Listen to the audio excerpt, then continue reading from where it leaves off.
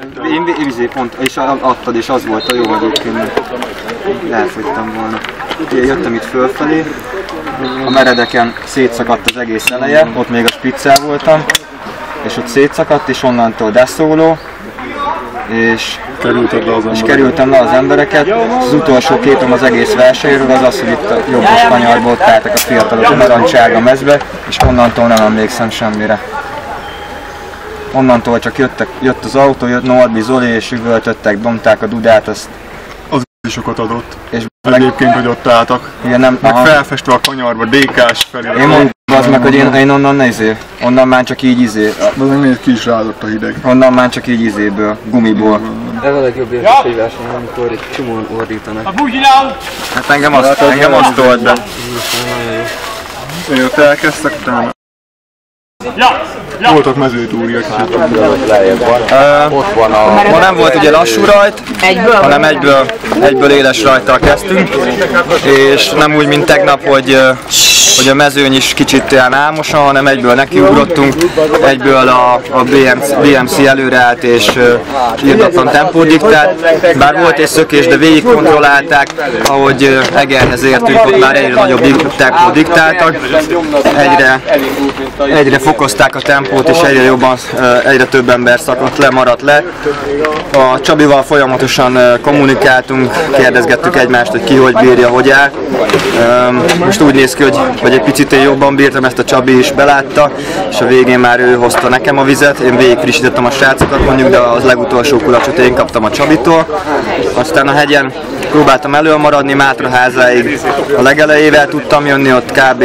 20-25-en maradtunk, ott teljesen szétszakadt a mezőn, és hát onnantól mindenki egyedül kettessével.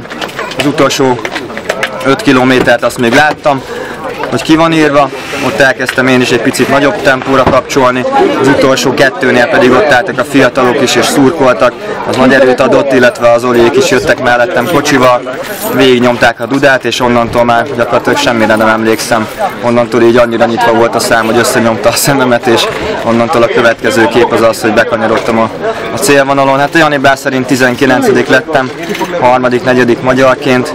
Azt hiszem, hogy ezzel a szakasz előtt is kiegyeztünk volna. Mátraházán vagyunk, az új olimpiai edzőtáborban, a Tour de Hungary 4. szakaszán, és hát talán ez a legfontosabb, hogy mindannyian ideértünk, épségben, egészségben nem történt semmi. Egy sikeres napot zárhatunk, úgy gondolom, az egész csapatnak a szempontjából. Voltak nehézségek, a mezőny 2 része szakadt, elől tudott maradni a Pályi Csabi és az Ábri.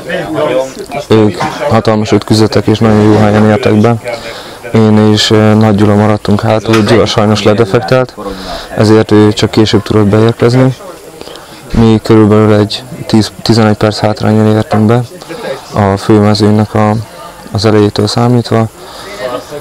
Az Ábri hatalmasat küzdött és szívét, lelkét beletette a sprintbe, és így 19. lett, és 6. legjobb magyar eredményt ért el ezzel. Holnap egy viszonylag rövid szakasz vár ránk, 100 km a végén körözéssel Budán a Várkertben.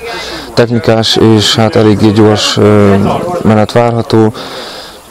A célunk az lesz, hogy Ábrit minél jobb helyre tudjuk majd vinni az utolsó sprintben. Hogy a legjaván túl vagyunk, és az, hogy a csapatból is mindenki végig tudott menni, mindenki tisztességgel helytált, rendesen kihajtotta magát, és ma is csapatként tudtunk működni.